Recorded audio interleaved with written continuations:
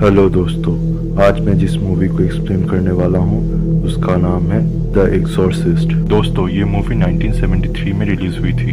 Rotten tomatoes में ये movie 84% fresh है। IMDb ने इस मूवी को दिए हैं 8.1 out of 10 stars. Common sense ने दिए हैं 4 आउट ऑफ 5 स्टार्स। इस मूवी की रेटिंग काफी अच्छी है दोस्तों।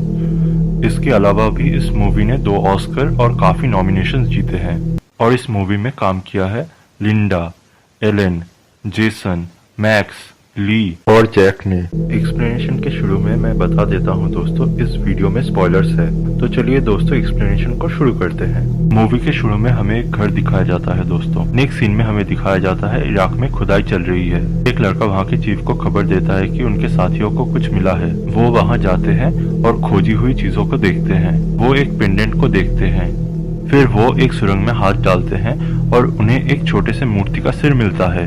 नेक्स्ट सीन में वो उस आदमी से मिलते हैं जो मिले हुए चीजों का रिकॉर्ड्स रखता था। वहाँ वो उसे अलविदा बोलते हैं। वो आदमी बोलता है, अगर आप कुछ दिन और रह जाते तो अच्छा लगता फादर। यहाँ हम जान पाते हैं कि चीफ एक फादर भी है। उसके बाद वो जीप लेके खुदाई वाली जगह पे जाते हैं। वहाँ उन्हें एक मीडियम साइज का स्टैचू दिखता है। इसका सिर ठीक वैसा है जैसा उन्हें उस सुरंग से मिला था। अगले सीन में हमें जॉर्ज टाउन में एक घर दिखाया जाता है। वहाँ एक औरत कुछ लिख रही थी।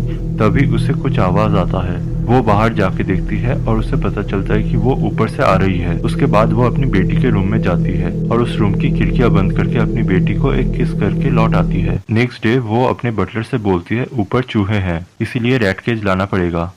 एक दिन वो औरत एक फिल्म में एक्टिंग कर रही थी। एक आदमी वहाँ से जाते हुए शूटिंग देख रहा था। शूटिंग खत्म होने के बाद वो औरत अपने घर जा रही थी। तभी वो एक आदमी को देखता है जो फादर से एक्साइटेड होकर बात कर रहा था। उसके बाद वो अपने घर में आके अपनी बेटी के साथ मस्ती करती है। दूसरी तरफ वो आदमी मेट्रो स्टेशन में जाता है। वहाँ उसे देखकर एक भिखारी कहता है, फादर मुझे कुछ हेल्प कीजिए, मैं कैथलिक हूँ। यहाँ से हमें पता चलता है कि वो आदमी भी एक फादर है, पर वो उस भिखारी को बिना हेल्प किए ही चले जाते हैं। उसके बाद वो एक पुरानी सी अपार्टमेंट में अपनी माँ से मिलने जाते हैं। उनके माँ का पैर टूट गया था। फिर रात में वो वहाँ से चले आते हैं। इधर वो औरत अपने बेटी के पास फीजी बोर्ड देखती है। उसका पॉइंटर अपने आप मूव कर गया, पर वो औरत सोचती है कि उसकी बेटी ने ऐसा किया। रात में सोते समय उसकी बेटी उससे बोलती है, आप मिस्टर बर्ग से शादी करने वाली हैं? वो बोलती है, नहीं, वो बस मेरा दोस्त है और मैं सिर्फ तुम्हारे डैडी से प्यार करती हूँ। दूसरी तरफ फादर और एक फादर से अपने ट्रांसफर की बात करते हैं ताकि वो अपने मॉम के पास रह सके। अगले दिन वो औरत फोन पे फोन ऑपरेटर को बोलती है वो मिसेस मैकनील बोल रही है और वो अपने पति से बात करना चाहती है। वो 20 मिनट से कॉल पे थी। वो अपने पति से उनकी बेटी के लिए बर्थडे विश करवाना चाहती थी। ये सब उनकी बेटी अपने रूम से चुपके से सुन रही थी। रात में मिसेस मैकनील को एक कॉल आता है। फिर वो देखते हैं उनकी बेटी उनके पास सो रही है। पूछने पे वो बताती है उसका बेड काफी हिल रहा था। उसके बाद मिसेस मैकनील को ऊपर से आवाज आता है तो वो एक कैंडल लेके ऊपर जाती है। उसके बाद अचानक उनका कैंडल बुझ जाता है और तभी उनका बटलर उसे बुलाता है। वो बहुत डर जाती है। नेक्स्ट डे चर्च में किसी ने मदर मेरी के स्टैचू का बुरा हाल कर दिया था। एक दिन मिसेस मैकनील अपने बेटी को लेकर डॉक्टर के पास जाती है। वहाँ उसके कुछ टेस्ट होते हैं। उसे अचानक एक शैतान का चेहरा दिखाई देता है। एक समय वो अजीब सा बिहेव करती है। डॉक्टर उसकी मॉम से कहती है उन्हें ठीक से नहीं पता कि उसे क्या हुआ है, पर वो शायद डिप्रेशन में है। दूसरी तरफ फादर के माँ को ना संभाल पाने के कारण फादर के अंकल उन्हें मेंटल हॉस्पिटल में भर्ती करा देते हैं। ये जान के वो बहुत नाराज होते हैं।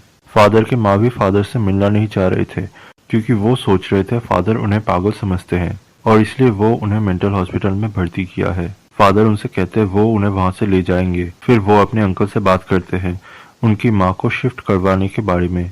वो बोलते हैं, क्या तुम्हारे पास इतना मनी है? एक शाम मिसेस मैकनील की बेटी की बर्थडे पार्टी चल रही थी। वहाँ उनका डायरेक्टर दोस्त मिस्टर बर्ग, लोकल चर्च के फादर और कई और भी लोग आए थे। मिसेस मैकनील फादर से एक आदमी के बारे में पूछती है जो एक्साइटेड होकर उस दिन उनसे बात कर रहा था। तो वो फादर बोलते हैं वो भी एक फादर है और वो हमारा साइकेट्रिक काउंसलर है और कल रात को ही उनकी माँ चल बसी। किचन में डायरेक्टर बर्ग मिसेस मैकनील के बटलर को नाजी कह के गालियां दे रहा था। तब वो बटलर बोलता है मैं तुम्हें मार दूंगा और वो उसका गला पकड़ लेता है। तभी मिसेस मैकनील आके उन दोनों को छुड़ाती है। फिर मिसेस मैकनील अपनी बेटी के रूम में उसे किस करती है और वो जाग जाती है। उसके बाद वो अपने डायरेक्टर दोस्त को घर के बाहर छोड़ के आती है। फिर पार्टी में बच्चे लोग गाना गा रहे थे, तभी वहाँ मिसेस मैकनील की बेटी आती है और बोलती है तुम ऊपर मरने वाले हो, और टॉयलेट कर देती है। मिसेस मैकनील उसे वहाँ से ले जाके नहलाती है और उससे पूछती है तुमने ऐसा क्यों कहा रेगन, पर वो कुछ नहीं बोलती। बेड में रेगन पूछती है उसे क्या हुआ है, तो उसकी मॉम बोलती है उसको नर्व की प्रॉब्लम है। फिर वो वहाँ से चली जाती है। थोड़ी देर बाद ही रेगन चिल्लाती है और मिसेस मैकनील उसके रूम में जाके देखती है उसका बेड पूरी तरह से हिल रहा था।